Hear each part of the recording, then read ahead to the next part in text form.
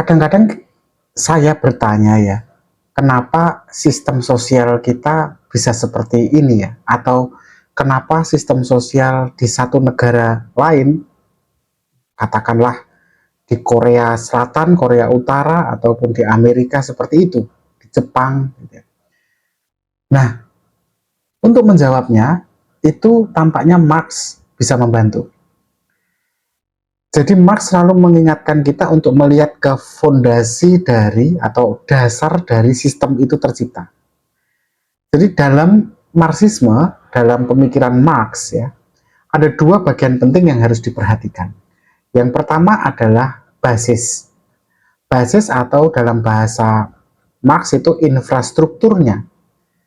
Maksudnya apa? Yaitu cara produksi seperti buruh, sistem dalam alat produksinya, kemudian relasi-relasi ekonomi, gitu ya. Kemudian yang kedua harus dilihat suprastruktur. Kalau tadi infrastruktur, sekarang suprastruktur. Suprastruktur itu berarti maksudnya hal-hal seperti hukum, gitu misalnya, politik, kebudayaan, agama, bahkan filsafat. Jadi dua hal itulah yang mendasari terciptanya sistem. Sehingga sistem juga bisa berbeda-beda di mana-mana ya kan, tergantung dari basisnya atau infrastrukturnya dan suprastrukturnya.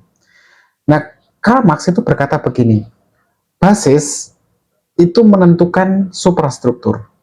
Jadi yang infrastruktur ini menentukan yang suprastruktur.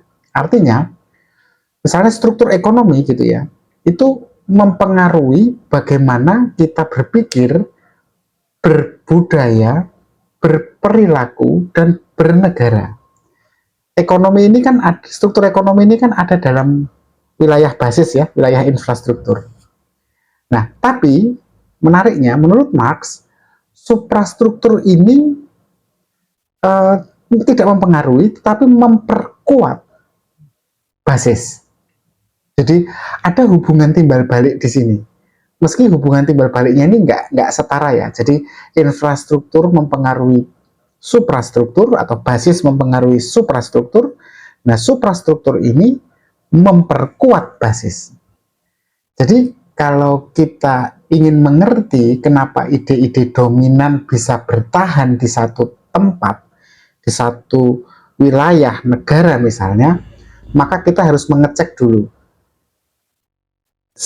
bagaimana basisnya dan bagaimana suprastrukturnya.